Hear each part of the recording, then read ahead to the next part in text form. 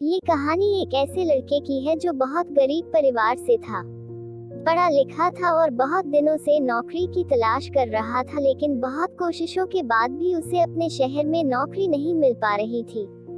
ऐसे में उसने सोचा कि क्यों ना दूसरे शहर जाकर अपनी किस्मत को आजमाया जाए। क्या पता दूसरे शहर में उसे जल्दी नौकरी मिल जाए।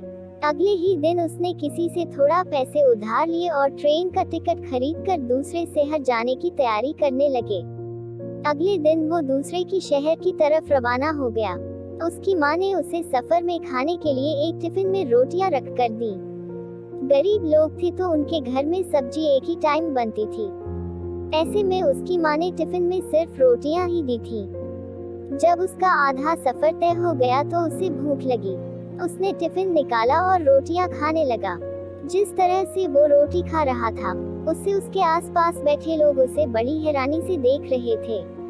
वो पहले रोटी तोड़ता और उस टुकड़े को टिफिन में डालकर अपने में मुंह में डाल लेता। उसे देखकर ऐसा लग रहा था मानो वो रोटी के साथ सब्जी खा रहा है। आसपास के लोग उसे हैरान होकर देख रहे थे। वो ऐसा कर क्यों रहा है, ये बात उनके भी समझ में नहीं आ रही थी।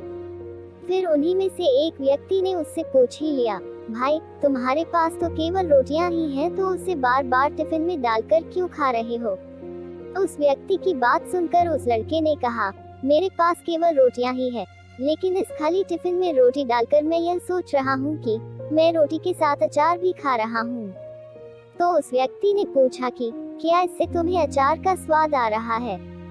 वो लड़का बोला, मैं रोटी अचार के बारे में सोचकर खा रहा हूँ तो मुझे स्वाद भी आ रहा है। जब उसके आसपास बैठे लोगों ने बात सुनी तो उनमें से एक दूसरा व्यक्ति बोला कि दोस्त, अगर तुम्हें सोचना ही था तो कुछ बड़ा सोचते, फिर अचार ही क्यों सोचा, मटर पनीर या शाही पनीर ही सोच लेते। इस तरह तुम उनका स्वाद भी ले पाते और अपनी रोटियों को और भी मजे से खाते।